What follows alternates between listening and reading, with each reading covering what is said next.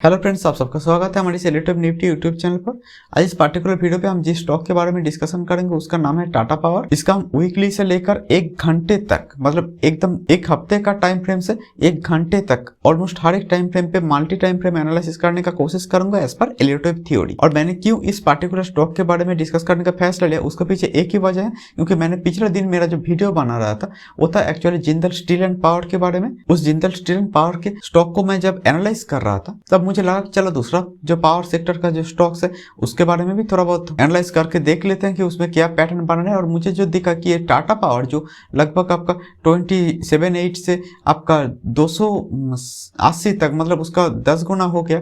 तो ये टाटा पावर जो है ये भी मोरलेस एक सेम पैटर्न बन रहा है और मुझे लग रहा है कि इस पे थोड़ा डाउनफॉल के बाद और भी बहुत ज्यादा राइज बाकी है। तो इसीलिए मुझे लगा कि ये टाटा पावर के बारे में डिस्कस कर देना ही बेहतर रहेगा। तो इसलिए मैंने टाटा पावर को ही चूज किया और इस पे क्या क्या पैटर्न बना रहे हैं as per Elliott wave theory मैं इसको मार्क किया हूं। और जिन लोगों के एलियट वेव नहीं आते डोंट वरी, मैं आपको ये एकदम बेसिक से बता दूंगा ताकि आपको पता चले ये कौन सी पैटर्न बना रहे हैं और क्यों मैंने इसको मार्क किया और इसको क्या बोलते हैं और as per Elliott wave theory आने वाले समय पे आपको क्या एक्सपेक्ट करना चाहिए वो भी मैं मार्क कर दूंगा। तो पहले मैं आपको एलियट वेव थ्योरी के बारे में एक बेसिक ज्ञान दूंगा। उसके बाद ये जो 1 2 3 4 5 एक इंपल्सिव जो राइज है इसको मैं क्यों ऐसा मार्क किया हूँ वो मैं बताऊंगा। और उसके बाद जो है ये जो एक फ्लैट करेक्शन है इसके बारे में मैं बताऊंगा, तब जाकर आपको समझ में आएगा कि ये कहाँ तक आ सकते हैं और उसके बाद ये कहाँ तक जा सकते हैं वो भी मैं आपको बताऊंगा। As per Elliott wave theory market ऐसे 1 2 3 4 5 करके ऊपर जाते हैं, फिर ABC करके नीचे आते हैं। तो ये 5 सब मिलाकर हो जाते हैं आपके बहुत बड़ा वाला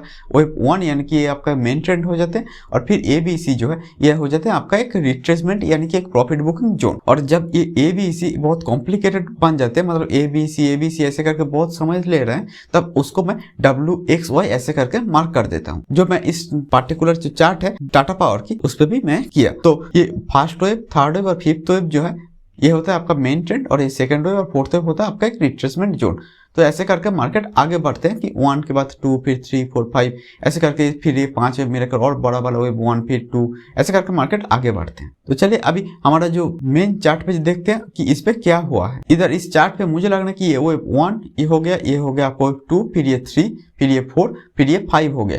तो एक्चुअली नॉर्मली हमारा एक्सपेक्टेशन जो रहते हैं वो क्या है, वो ये है कि ये वेव 3 जो है ये इतना बड़ा बनेगा, फिर ये जो वेव 4 है ये बनेगा, फिर ये 5 थोड़ा बहुत छोटा ही बनेगा। नॉर्मली ऐसा होते हैं, लेकिन कभी कभी क्या होता है कि वेव 1 2 3 4 के बाद वेव 5 जो है वो बहुत बड़ा बन जाते हैं, मतलब बहुत बड़ा बन जाता है। तो ये है आपका वेव 1, ये 2 3 4 5 ऐसा दिखते हैं। तो मुझे लग रहा है कि इधर जो है वेव 1 2 3 ये तो हुआ है, लेकिन ये जो 5 है ये एक्चुअली और बहुत ज्यादा एक्सटेंड किए हैं। तो वेव 5 जब इधर एक्सटेंड किए हैं, लेकिन तब उसको भी तो कहीं ना कहीं रुकना चाहिए ना, मतलब ऐसा तो नहीं वो अनलिमिटेड तक चला जाएगा। तो मुझे लग रहा है कि as per Elliott wave theory इसको जहां पर रुकना चाहिए तो उसके आसपास जाकर ही ये एक्चुअली रुके हैं और उसके बाद ये एक्चुअली करेक्टिव मूड पे चले आए हैं। तो अभी जो है ये कहां तक जा सकते हैं इसको देखने से पहले मैं ये बताना चाहूंगा, भले ही इस पे ये आपका वेव 5 जो है ये एक्सटेंड किए हैं, लेकिन नॉर्मली हमारा एक्सपेक्टेशन जैसे मैंने देखा है कि ये वेव 3 हमेशा एक्सटेंड करेगा, ये हमारे एक्सपेक्टेशन रहते हैं। और इस पे मेरा जो भी एनालिसिस रहेगा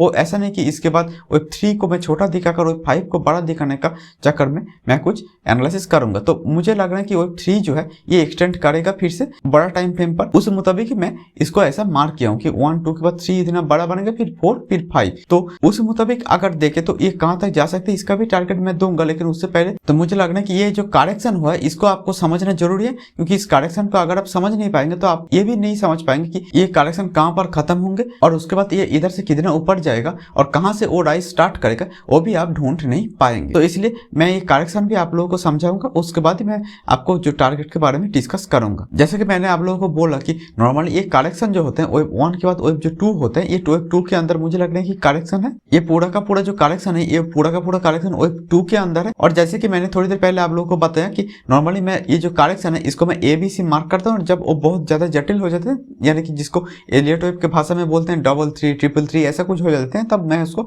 WXY और फिर XZ ऐसे करके मैं मार्क करता हूँ। तो इधर मैं इसको WXY मार्क किया हूँ और क्यों मैंने उसको मार्क किया वो भी मैं बताता हूँ। देखिए मुझे लग रहा है कि इधर से इधर तक हो गया आपका W, फिर ये जो है X के अंदर मुझे लग रहा है कि A B C ऐसा 3 सबवेव रहते हैं। मुझे लग रहा है कि ये 3 सबवेव इधर हो गए हैं, तो मैंने इसीलिए ये जो एक्स है इसको इधर मैंने मार्क किया, और फिर मुझे लग रहा है कि ये जो वाई है ये वाई अभी बना रहे हैं, और ये वाई कहाँ तक बनेगा, नॉर्मली मुझे लग रहा है ये डब्ल्यू जहाँ पर खत्म है लगभग ये 200 के आसपास इधर तक बन सकते हैं, लेकिन ये वाई जो है एज पर द रूल मुझे लग रहा है कि वाई को बनना चाहिए उससे भी थोड़ा नीचे, यानी कि 190 के आसपास तक, तो मैक्सिमम इधर तक ये आ सकते हैं। और उसके बाद मेरा जो एक्सपेक्टेशन है, क्योंकि ओवरऑल ये जो करेक्शन है ये तो एक्चुअली फ्लैट के अंदर है, क्योंकि अगर ये जिग जैग यानी कि एक शार्प करेक्शन होता तो यहाँ से ये इतना नीचे आ सकता था, लेकिन इधर ऐसा कुछ नहीं कर रहा है। तो मुझे लग रहा है कि ये जब ये फ्लैट करेक्शन के अंदर है, मतलब जहाँ पर मार्केट जो है एक ही जगह के अंदर, मतलब एक ही प्राइस पॉइंट के अंदर ऐसे बार बार अप डाउन करते हैं, तो ये जो एक काम ये कर रहे हैं फ्लैट बना रहे हैं, तो मुझे लग रहा है कि इधर से ये थोड़ा और नीचे आएगा, मतलब अभी 230 के आसपास है, तो उधर से मैक्सिमम ये 190 के आसपास या थोड़ा और ज़्यादा आएगा, तो मतलब 185 के आसपास तक आ सकते हैं, 185 184 तक आ सकते हैं। उसके बाद इसको इधर से ऊपर जाना पड़ेगा। तो मुझे लग रहा है कि इधर से ये W हो गया, ये एक्स हो गया, एक्स के अंदर ये A B C ये 3 सबवेव हो गया, और ये Y के अंदर भी 3 सबवेव रहते हैं। तो Y के अंदर आप लोगों को जो एक्सपेक्ट करना चाहिए A B C ऐसा कुछ एक्सपेक्ट करना चाहिए, और मुझे लग रहा है कि ये इधर से शायद A B C ऐसा ही कुछ हो रहा है, या फिर छोटा टाइम फ्रेम का W X Y जो भी बोले ये हो रहे हैं इधर भी। तो इधर से मेरा एक्सपेक्टेशन है कि इधर थोड़ा जाने के बाद इधर से थोड़ा और नीचे आएगा, और उसके बाद जो है ये ऊपर जाएगा, मतलब इधर से डायरेक्ट ऊपर चला जाएगा। अभी इसका चांस थोड़ा कम ही है, मुझे ऐसा फील हो रहा है। और मैंने क्यों इसको इधर ही W मार्क किया ये भी मैं आप लोगों को बता दूं। इधर मैं 1 घंटे वाला छोटा टाइम फ्रेम पर आ चुका हूँ, और मुझे लग रहा है कि ये W इधर मैंने मार्क किया, उसके पीछे कारण ये कि W के अंदर भी 3 सबवेव रहते हैं, और मुझे लग रहा है कि ये A B C ये हो गया, ये 3 सबवेव मिलाकर मुझे जो लग रहा है कि ये W हो गया।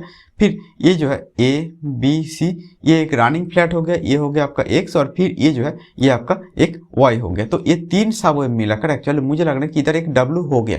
तो ये W X Y मिलाकर इधर जब ये W हो गया, उसके बाद मैंने ये A B C मिलाकर इधर एक X मैंने जो दिखाया अभी थोड़ी देर पहले ही, ये इधर एक X हो गया, और फिर ये Y हो रहा है जैसे मैंने आपको बोला।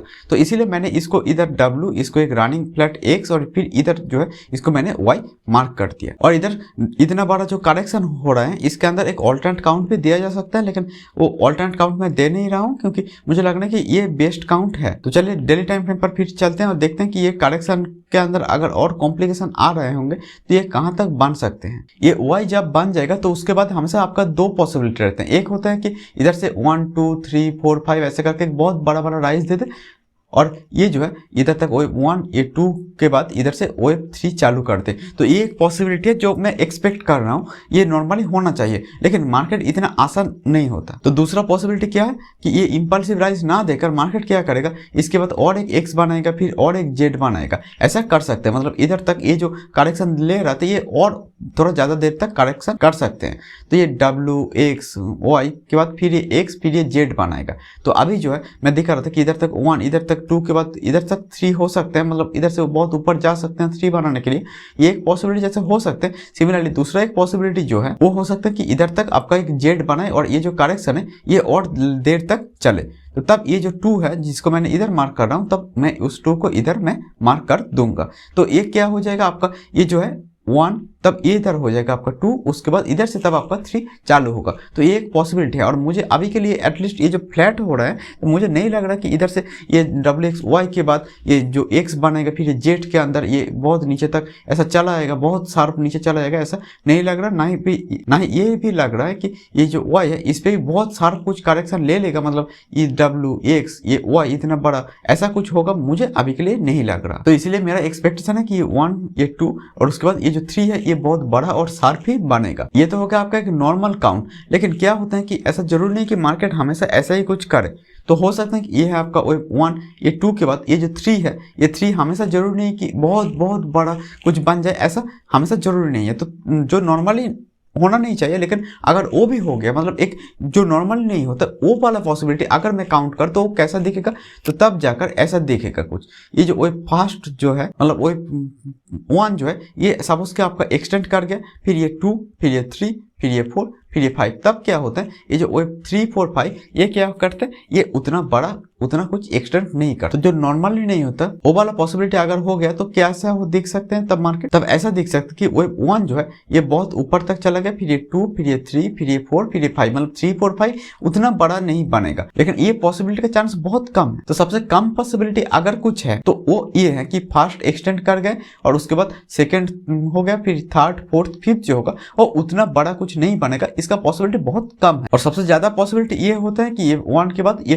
2 हो गया, फिर ये जो 3 है ये बनेगा। तो 3 जो है ये बहुत बड़ा एक्सटेंड करेगा, यही पॉसिबिलिटी लेकर मैं चल रहा हूँ और उसके लिए जो टारगेट कहां तक हो सकते हैं वो मैं देने का कोशिश करता हूँ। तो मुझे लग रहा है कि ये जो वेब 3 है ये 3 एक्चुअली बन सकते हैं आपको लगभग 600 के आसपास तक, अगर ये 3 भी एक्सटेंड कर रहे हैं तो और मैं सबसे ज्यादा पॉसिबिलिटी जैसे मैंने बताया कि ये 3 एक्सटेंड करते ही हैं, तो मेरा एक्सपेक्टेशन है कि ये जो 3 होगा ये अभी जो है मार्केट 230 के आसपास, इधर से मैक्सिमम ये 600 से 700 के आसपास तक ही जाएगा, ऐसा मेरा मानना है अभी के लिए। और जब मार्केट इधर से और ऊपर जाएगा मतलब और अनफोल्ड करेगा ना, तब मैं आप लोगों को बता सकता हूँ कि ये 3 कहां तक बनेगा और एक्यूरेटली बता सकता हूँ। और फिर 3 बन जाने के बाद ये 4, 5 का टारगेट मैं तब जाकर दूंगा। और जो लोग नॉर्मली ये डबल टॉप, डबल बॉटम ये सब पैटर्न ट्रेड करते हैं, मतलब हेड एंड शोल्डर ये सब पैटर्न ट्रेड करते हैं ना, तो मैं उन लोगों के लिए ये दिखाना चाहूंगा कि एलियट वेब उन लोगों को भी कैसे मदद कर सकते हैं। देखिए नॉर्मली आप अगर इधर से इधर तक एक लाइन खींचते तो क्या हो जाएगा, ये हो गया आपका जो लेफ्ट शोल्डर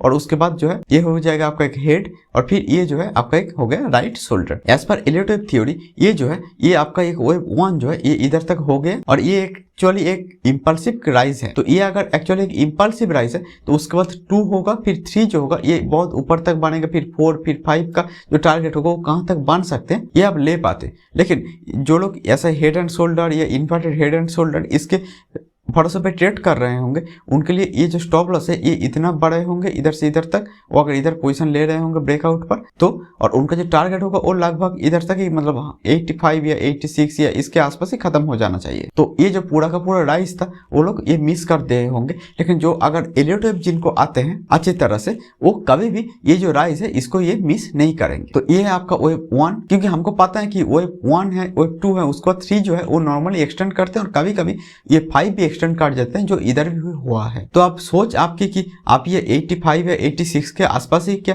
इधर से एग्जिट करना चाहते थे या फिर आप जो है पूरा का पूरा 5 तक लेना चाहते थे, जो लगभग आपका 250 या 260 के आसपास तक गए हैं। तो अभी के लिए इस चार्ट पे जितना कुछ हो सकता था मैंने एनालाइज किया और आप लोगों के सामने रखा। तो अगर आप लोगों को अच्छा लगे तो काइंडली एक लाइक, कमेंट और सब्सक्राइब कीजिए। और अगर फिर भी कोई फंस गए हैं या ऐसा ही कुछ तो काइंडली इस व्हाट्सएप नंबर पर आप मुझसे कॉन्टैक्ट कर सकते हैं और अगर एलियट वेब सीखना तब भी आप मुझसे कॉन्टैक्ट कर सकते हैं इस व्हाट्सएप नंबर। तो अभी के लिए इतना ही। Thank you and good bye.